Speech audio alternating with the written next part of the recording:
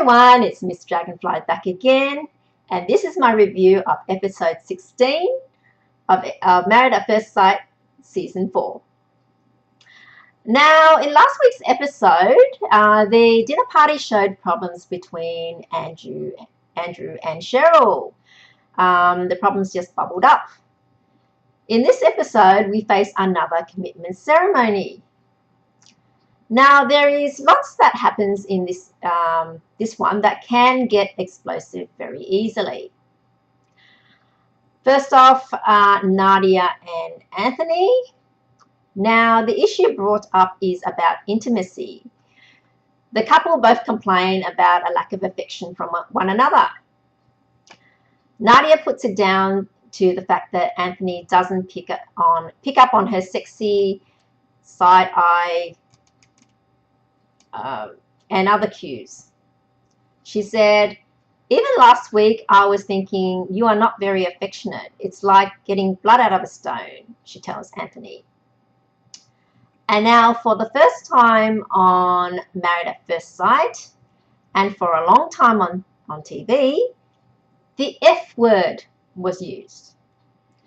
He replies, "I'm just trying to work out the boundaries. There have been times when, for lack of a better word, you've been frigid." Wow. You could have sliced the air in that room with a knife. Everyone looked like they could not believe they just heard that word being used. And he actually continues and says that I mentioned that Nadia was frigid, for lack of a better term. And then Nadia, being embarrassed about that word being described about her twice, tried to recover from the awkwardness by saying, "It's embarrassing." However, despite this, they both decide to stay, which I can only think it's for reasons other than love, really. Now, Michelle and Jessie.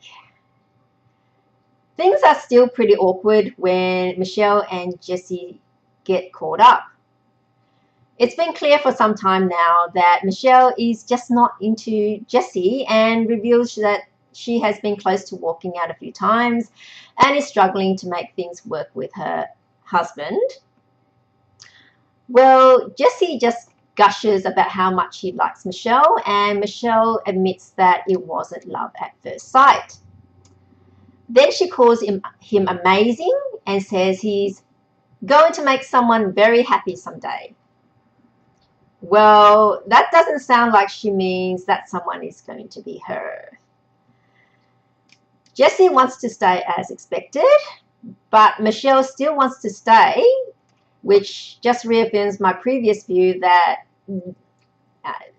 it is just for the fame and all money, as I'm sure that they are paid to be on this program.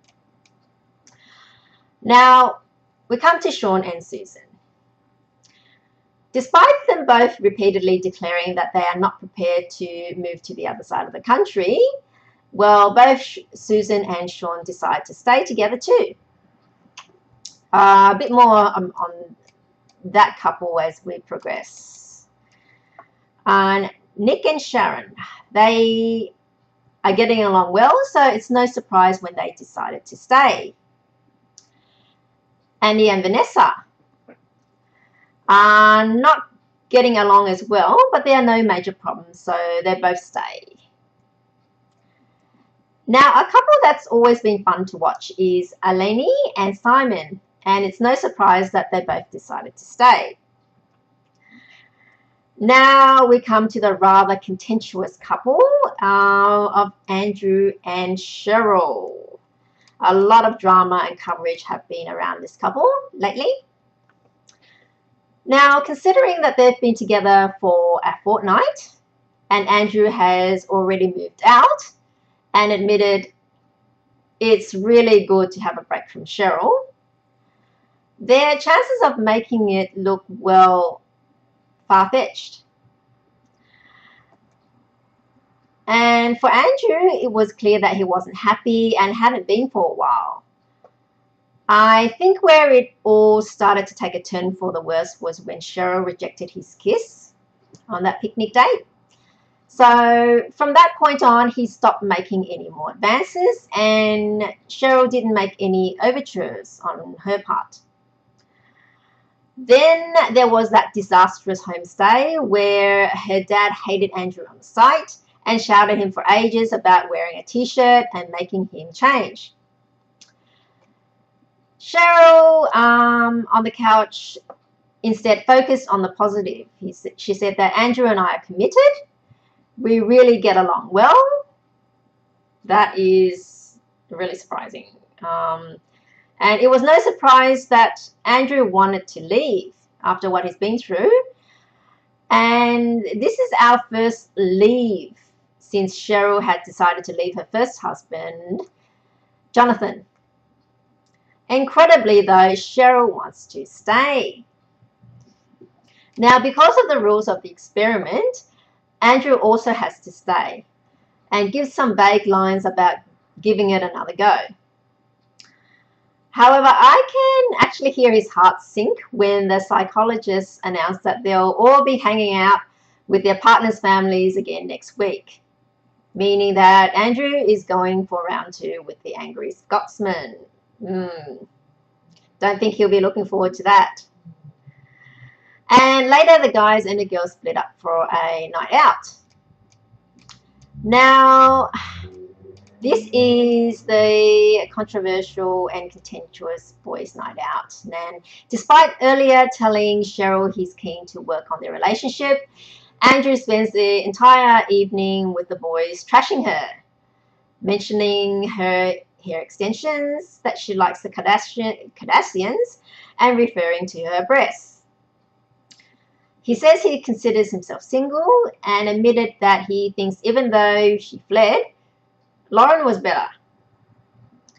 Now, the two that aren't in with this Cheryl bashing frenzy are Simon and Sean, and they stand there looking uncomfortable, and they are disgusted by what the other guys are saying about Cheryl, and they decide to stick up for her.